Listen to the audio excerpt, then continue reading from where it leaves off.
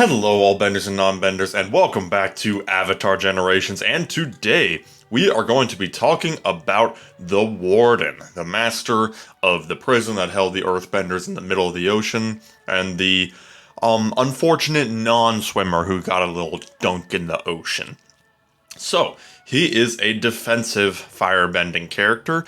I actually think him being a defense character is a little misleading. He kind of strikes me as more of a mind character, actually. He doesn't do the damage that a mind character can do, but he has a lot of fantastic effects that strike me as much more of a mind character than a defensive character playstyle, but that's really splitting hairs. We're just going to get into it and see what he can do. Before we get started, if you haven't already, please like the video and subscribe. Definitely helps out a lot and lets me know that you are enjoying the content. So, let's get into this here with the Warden. His basic, Punish Insolence, deals impact damage to one enemy. This impact damage is a 35% chance to stun. Heal all allies by 10% of their max HP if the caster is in a mocking stance, and double this heal amount for Fire Nation allies. This attack always lands as a crushing hit. So, to break it down here, chance to stun, 35% chance. He heals if he is in a mocking stance, which we'll get to in a second, and that heal is doubled for any Fire Nation allies. So kind of nice little supportive ability there, with the chance of shutting down the enemy. Taking a look at his advanced here, Tyrannical Laughter. Grant HP regen and lifesteal to each ally for one turn, so massive healing effects there. Grant invincibility and increased attack to the ally with the highest attack for one turn. Enter a mocking stance for 2 turns. And this mocking stance will actually lower the crit damage of all enemies by 75%. A little note here, it doesn't necessarily reduce the damage of the attack, it reduces the crit damage stat. Just kind of something to keep in mind there. Increase the defense of all allies by 50%. Targets cannot benefit from turn bar increase effects or gain extra turns, is what the rest of that says.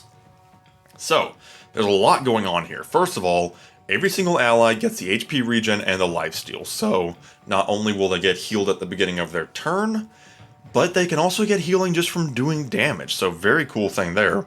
Then one ally, whoever has the highest attack, gets the increased attack and the invincibility, which is kind of massive, especially if you give it to a character like Goro or Moonslayer Zhao, characters who do immense damage but are kind of squishy. It makes them unstoppable. And then, of course, the Mocking Stance. If you do get him up to level 6, it does seem to increase the duration of everything. So HP regen, lifesteal gets up to 2 turns, and the invincibility goes up to 2 turns as well, if I am not mistaken. Finally, we can take a look at his passive here. Remove 2 debuffs from the enemy whenever the caster attacks. This ignores resistance. And increase the turn bar of the ally with the highest attack by 10% for each buff removed. Grant skill nullifier to any Fire Nation ally when their HP reaches 1. This has a 2-turn cooldown per ally. So, if I'm reading this correctly, first of all, remove 2 defensive buffs. That includes things like invincibility, that includes immunity, things like that. Very helpful there. And then increasing the turn bar 10% per buff. So assuming you remove 2 defensive buffs, you're getting 20% turn bar. Very helpful there.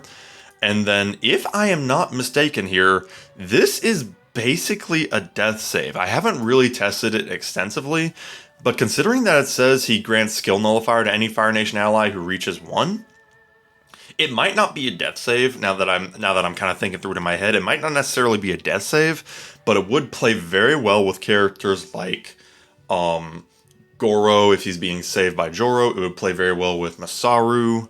It would play very well with Fire Nation Zuko. Characters like that who already have a built-in death save, they trigger that death save, and then this effect would make sure that the next attack thrown at them does not immediately punch their ticket.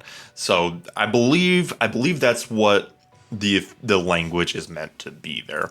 We also do have some very interesting masteries here on his passive. Fire Nation characters.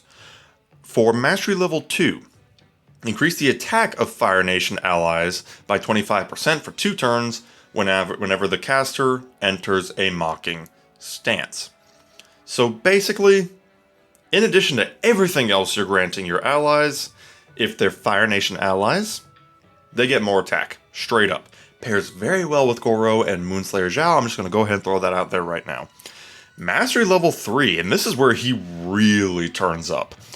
100% chance to stun the target for 1 turn if Mocking Stance is active when the caster attacks. And then, as if that wasn't good enough, enter a counter stance for 1 turn when Mocking Stance ends. Now, I believe this is a little bugged at the moment where counter stance triggers a little bit early, but they are going to fix that in the next update. So to break this down, your basic basically goes up from 35% chance to a 100% chance to stun the enemy when you're in a mocking stance, and then you get the counter stance, which means if you get attacked, you can fight back, which will have a chance to stun. This is powerful. This can really screw up some teams on a good day. And then after that, Master Level 4, inflict a rank 2 fire element on all enemies for 2 turns, and steal 10% focus from each enemy when any enemy is defeated.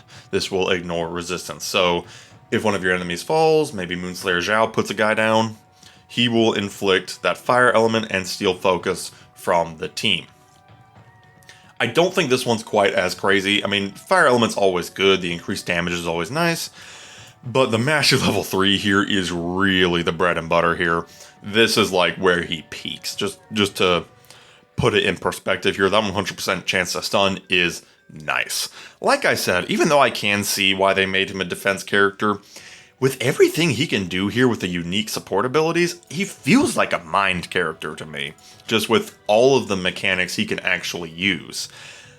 Another thing that makes him feel like a mind character to me is that you're probably going to put this character in the back line. You want this guy to be doing stuff from behind, very much kind of a part of his character, where he's behind his troops, basically, while his troops are doing a lot of the frontline fighting. He's in the background, just destroying things for his enemies with his abilities. So that's what we have here. Let's talk about how to build him, because, once again, it's a bit unexpected. Even though he's a defensive character, you want speed on this man. You want as much speed as humanly possible so you can use his advanced as soon as possible. You want to get that mocking stance out, and you want to get that invincibility out as quickly as possible. Additionally, you want accuracy. Really, really, really high accuracy. Because if you don't have high accuracy, those stuns are not going to stick.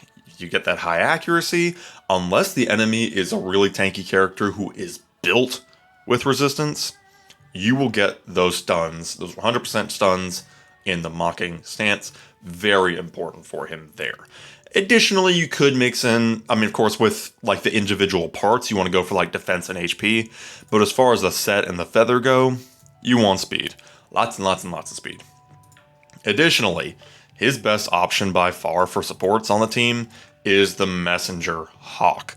Hopefully you're running him with other Fire Nation characters like Joro or Moonslayer Zhao. They would also benefit from this Messenger Hawk, and it has a very healthy 20% speed boost. This is the best one for him, pretty much indisputably. As an alternative, of course, Komodo Rhino really doesn't help him because damage is not his thing. But if you're running a Fire Nation team, this can help the rest of the team. So just kind of something to keep in mind there. Finally, with his relics, he's got some A+ options for sure. His signature relic, Warden's Tower, it certainly works best on Bo Quinn, but it does not hurt him either, because the way it works is it grants increased turn bar for all allies and decreases the speed of all enemies whenever you enter a positive stance. If you get his speed up, he will enter that mocking stance very quickly. And pretty much crank up the entire team and make sure they're going fast and they're going hard. Of course, with the Warden's Tower, kind of the funny thing is that it really works best on Bo Quinn. If you have more than one, then cool. But let's say you have that on Bo Quinn, what are your other options? Well, the second best option is the Beach Umbrella.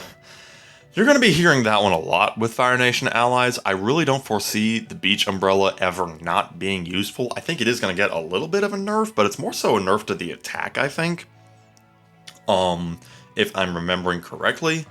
The Beach Umbrella is awesome. This thing is crazy.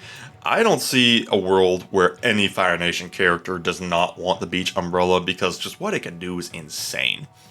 But in lieu of Warden's Tower and the Beach Umbrella, being that he is a defensive hero, good old Statue of Kyoshi is always the old reliable. This will basically let you heal from damage taken. You can never really go wrong there. You can never really go wrong. So first is Warden's Tower, then Beach Umbrella, then Statue of Kyoshi is my opinion there. But if you wanted to play around with other options, you absolutely can. So that is the Warden for you. Like I said, he's interesting. A little deceptive that he is a defensive character because he can do some serious team support. And if you've encountered him in Arena, good luck because he can ruin you. But that is all we have for today. Let me know down in the comments below if you've been using the Warden and how he's been doing for you. And we shall see you next time. Have a good one.